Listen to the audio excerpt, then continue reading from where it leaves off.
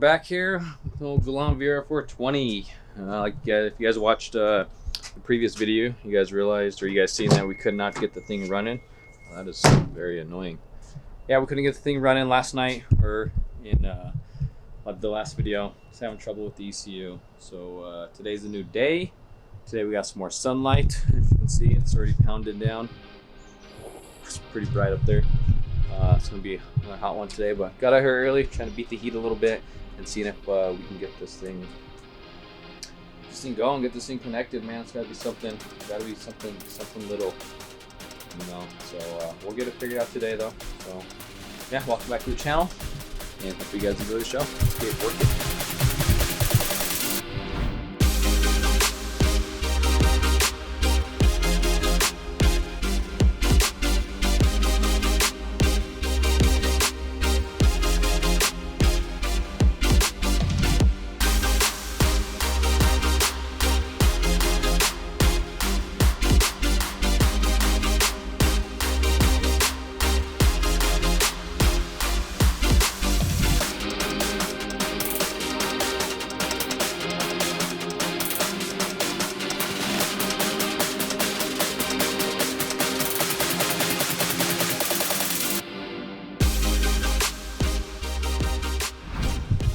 Alright, still troubleshooting on VR-420. In the meantime, getting the old fuel pumped out.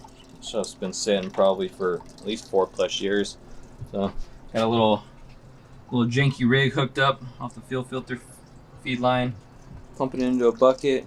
Once that gets emptied, so we got to still replace this filler neck, which is pretty easy to get to actually. The whole thing's pretty easy to get to, but if you can see down there, that's kind of hard to see. If you can see in there, it's leaking. So we get the tank emptied, we'll get that filler neck swapped, and then once that's all swapped and stuff, we'll get this baby filled up with the 85, and we're gonna compression check it and stuff before we let it pop off. So stay tuned, we'll be back.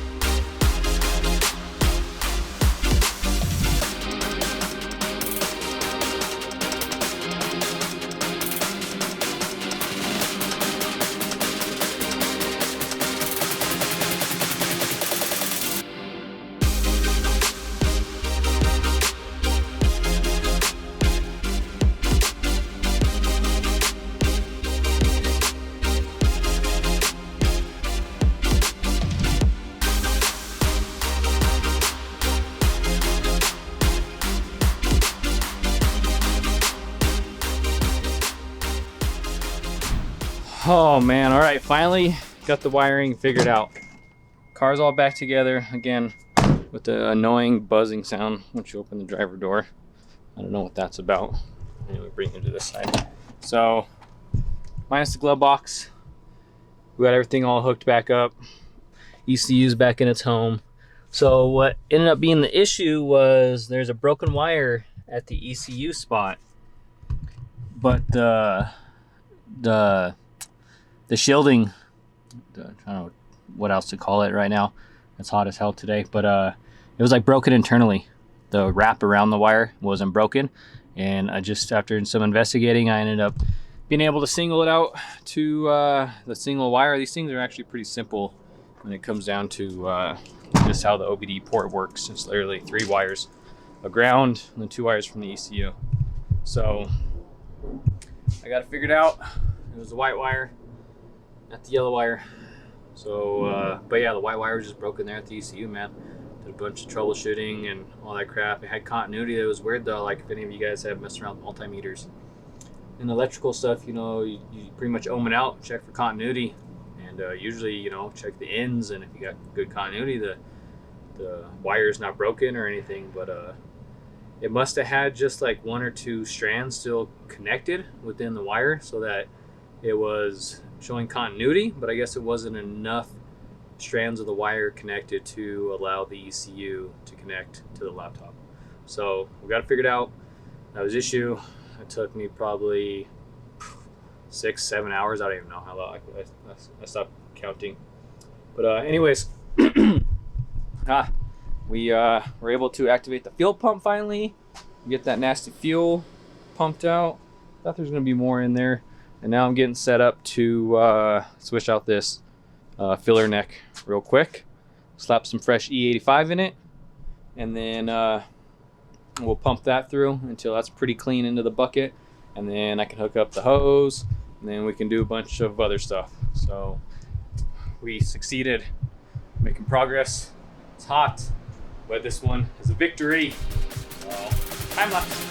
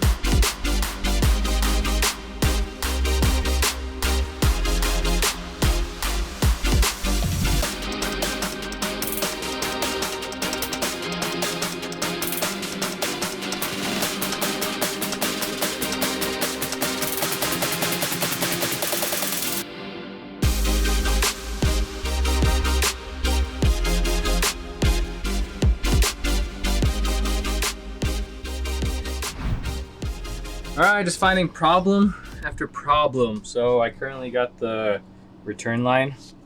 See right there, the return line for the fuel system off. As soon as I kicked on the fuel pump to go prime the system, it started spraying. So I got the hose off, fuel pump's fixed, got the hose off in here, figured out where it was leaking from.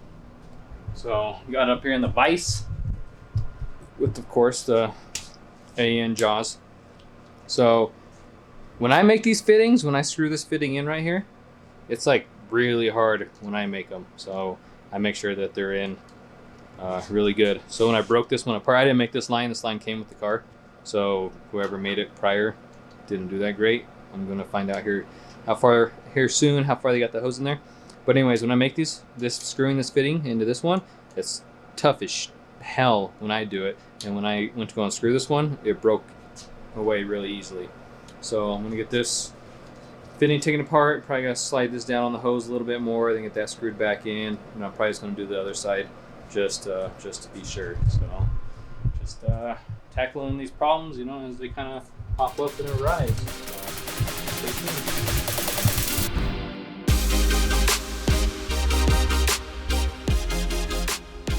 All right, we're back with an update. Got a nice new hose built. I don't know if you guys kind of can tell in the time lapse, but that other hose was trash. So luckily I had some Dash 6 sitting around, just chilling. So got that all made up. Cut it down, got it put together. Went and flushed it with water really good. Blew it out with air, nice and dry. So we're ready for this thing to get reinstalled. Pressure up the fuel system again, and hopefully she holds pressure. Set the base pressure and all that good stuff. So we're grinding away, knocking stuff out, baby.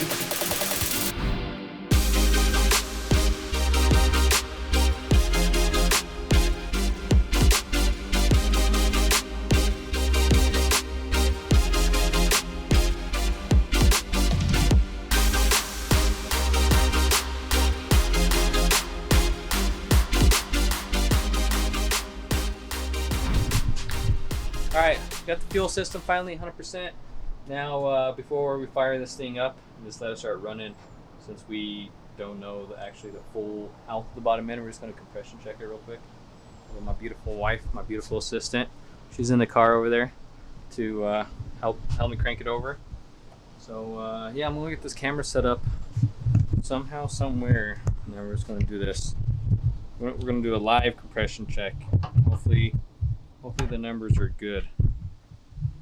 Let's see, where can I set this thing?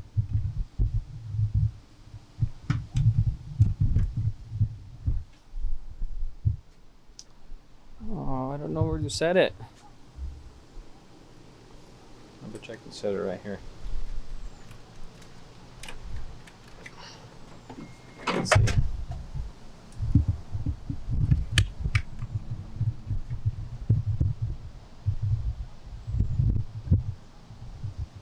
Let's see, is that going to go right there? Or is it going to fall?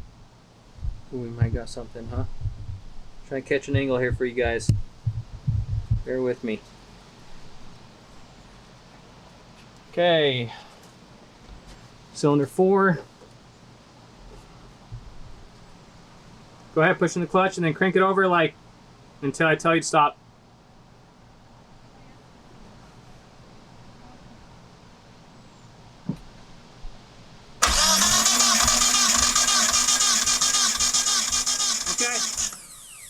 Okay, not too shabby for cylinder 4, almost 120 for a cold engine that hasn't been started in who knows how long. Let's go ahead and go cylinder 3. That's a good sign.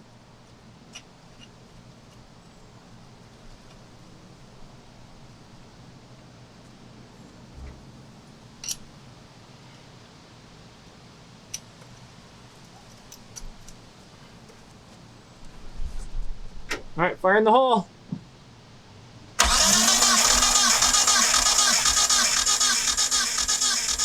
Okay. And we're like 130 on that one.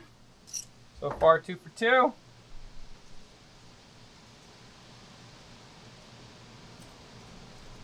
All right, let's go on to cylinder 2.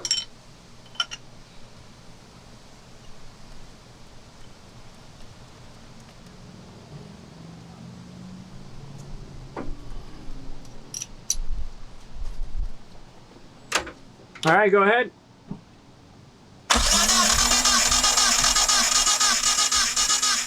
Okay.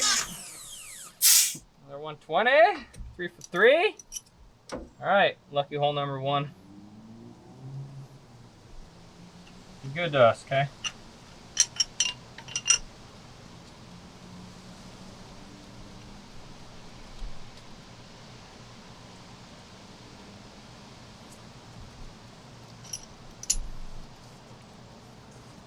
All right, last one. Go ahead, babe.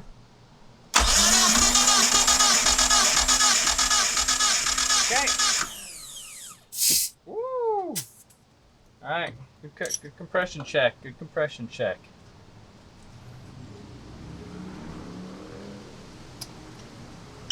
So I almost want to get some plugs in this thing, get some wires in this thing, and fire it up.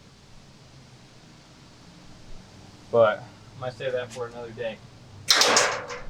Pretty spent, pretty tired. It's another long, hot day. So we might just wrap it up here in this video. So if you guys liked it, leave a like, please. Leave a comment, subscribe, share with a friend, with a buddy, with a brother, with a sister, with a cousin, with everybody. And then we'll catch you guys on the next one.